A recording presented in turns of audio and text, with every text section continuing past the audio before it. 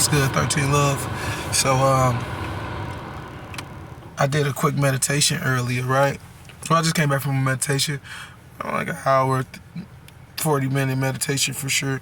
And so in my meditation, I decided to travel today. And so, and expand myself. And so in the process of doing that, I started to meditate on this whole idea of our planet being derived out of a water cycle that was caused by spirits that was slinged off from a nearby body of water or star, which is, in every star is like every real star is really a big body of water, and then within that body of water, that's a verse.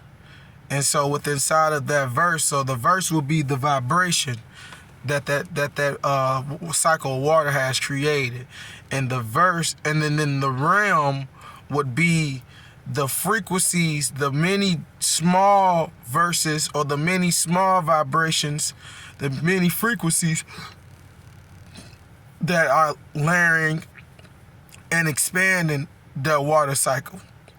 And so as that water cycle expands, the creation of the sun takes place. Well, both suns.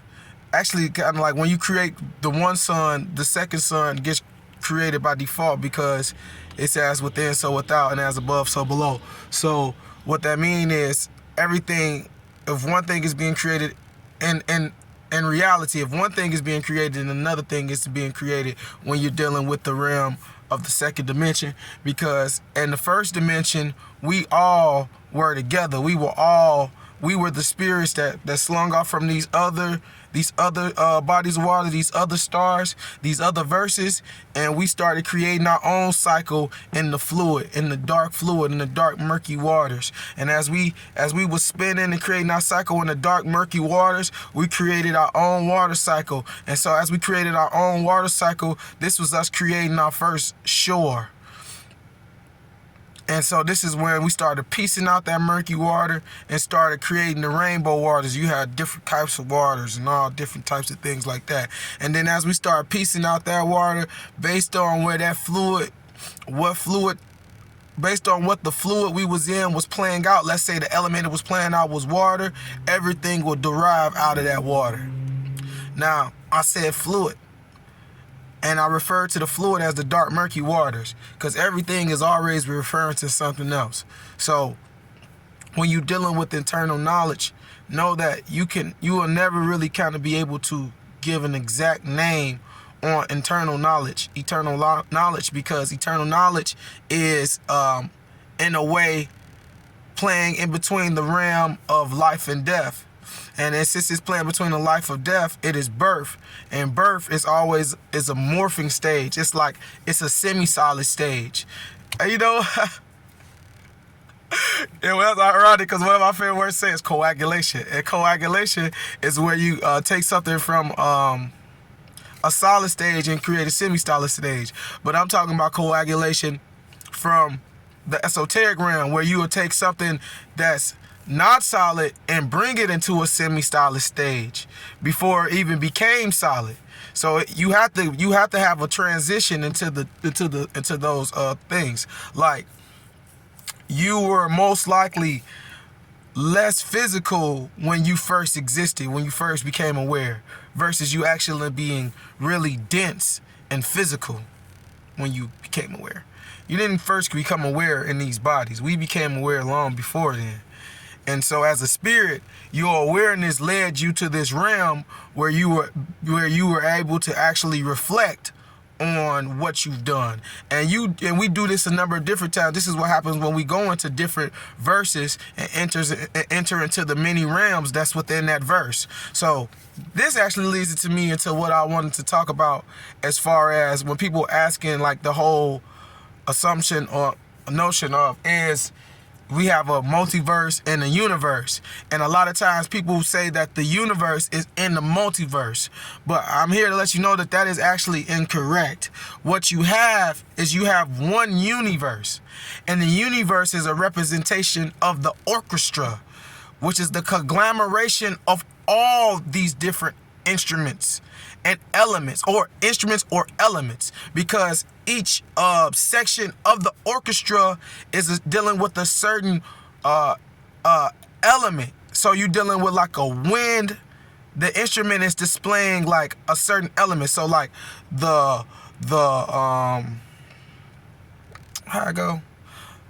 wind elements will be like the flute and shit like that. That's the wind element. Then the earth element will be more ground based, so that'll be like your drum section. And then like your water will be like your string section, the flowing. And then the fire would be like your horns. That's your fire.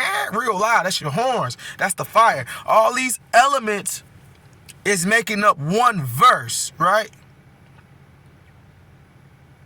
Well, all these elements, it's playing out in one verse. Wait, hold on, let me explain this. Okay, so I'm using that. Okay, so don't get lost, because I'm losing my train of thought, because it's layers within layers. So I almost lost my start point. But my starting point is to explain to you that the universe is the conglomerate of the orchestra.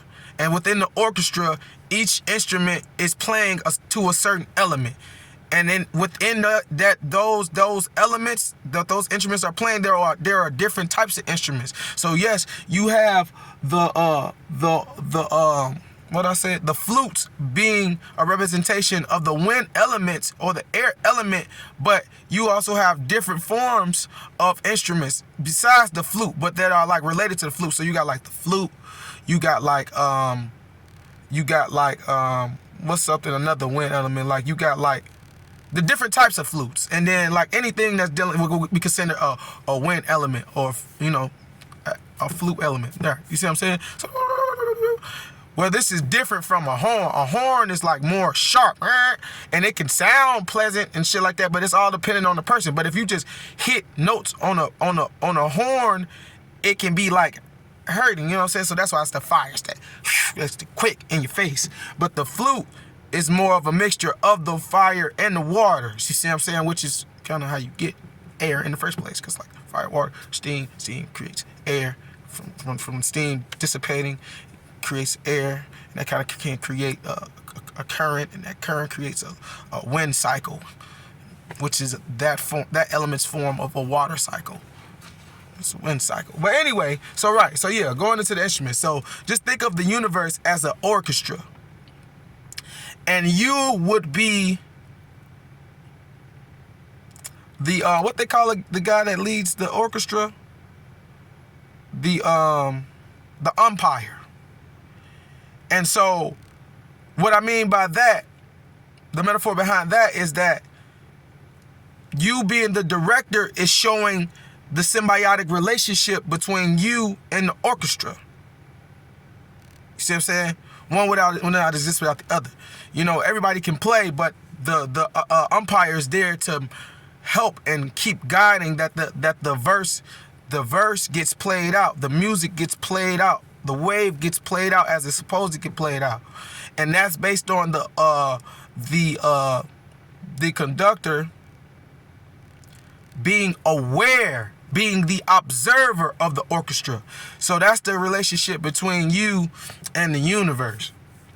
So that's dealing with like dimension 2 as well, but that's also dealing like with the number 8, and that number 8 being the infinity sign, symbolizing not only, it can also see, each number can play out many different things, because like all these different numbers stuff. But I'm not trying to get off topic. Okay, back to how we're in a universe, and in these universes you have many verses, and they calling these many verses multiverses. But when I say many verses, I mean many as in small, and many as as a number. It's a giant number. It's a lot of them. It's plenty of them, right? There's only one universe, and we're living within a mini-verse within that universe. And within our mini-verse, we're living in a realm. That's what's going on.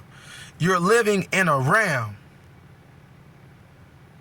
But each verse can have many realms, many different instruments paying homage to the same element.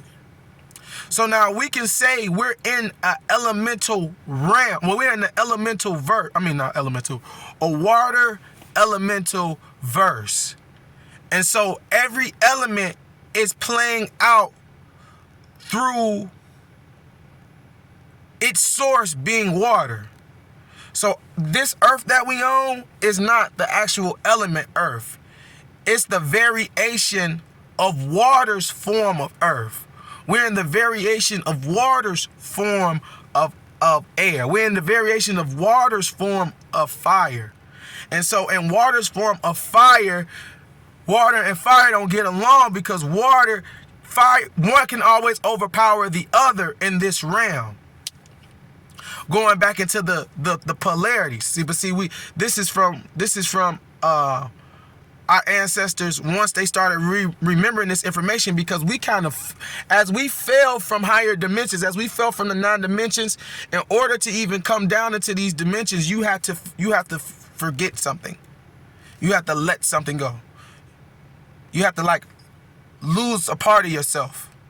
And so in order for us to go back up, as we're going back up from the 3rd dimension into the 4th to 5th, well, we're actually kind of moving to the 4th, but as we go from the 3rd up into the 9th dimension, which is where we're trying to create our own bodies at, we're trying to create how you see how this body has its own detail.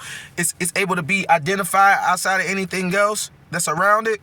We're trying to do that in the 9th dimension, but we can't do that in the 9th dimension. The only body that's strong enough to even sustain there is the mental body. But majority of times when we go into the 9th dimension, we can only stay there so long once you've been born.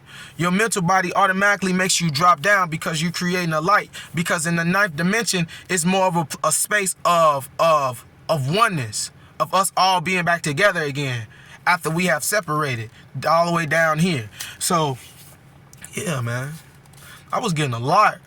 So listen, you live in a universe, which is the song of the spheres. This is where this comes from. And the song of the spheres is referring to what people would experience, or the voices or the sounds they would hear near death. So the trumpets blowing, the song of the spheres. They said in order to hear the song of the spheres, you have to have at least had a near-death experience. Well, I hear the song of the spheres all the time, and I ain't had no near-death experience. But I died of a lot of my old ways. And some of them was harder to die from than others. But the song of the spheres is referring, you know what I'm saying? That's what all this shit is going to. We have to you know what I'm saying? We're trying to get back into the 9th. We're trying to be able to be how we look down, how we're able to create different forms. We're trying to go up there and be able to have an identifying form. But it's kind of hard because it's so light, because it's it's a state of oneness. It's like going back into the darkness where, you don't really see your identification. The only thing that's really identifying you is frequency and vibration. So that's why the light body, the mental body is the only thing that can really go up there, and it can't even be there that long. And then since you're down here, that experience is even shorter. So when I say it can't be up there that long, it might be, maybe a year or two up there. See, the 9th dimension is a haven. That's where the all-seeing eye and all that shit is at. That's where the father and the Lilith, the first father and the Lilith and Sophia and all of them is at. What they talking about in all this in their Jewish literature. But that's not even the name. I'm just using those names to give you a point of reference of what I'm talking about. And when I be talking about I fully agree with Dolo the Pilot Man that he's talking about the Marys. That's going into the secret of the Marys. You have Sophia, which is the wife of Abraham, but Abraham had many different wives. But Sophia was a representation of that first womb, that first environment that allowed you to be able to play out. And like I said, every realm or every verse is a specific element or a specific a specific essence, and the essence is playing, and all the other elements are playing out through that specific essence. So the essence of water is here. And a lot of times we refer to a lot of different things as water in the esoteric because that's the only thing that we can associate it, this non-flammable,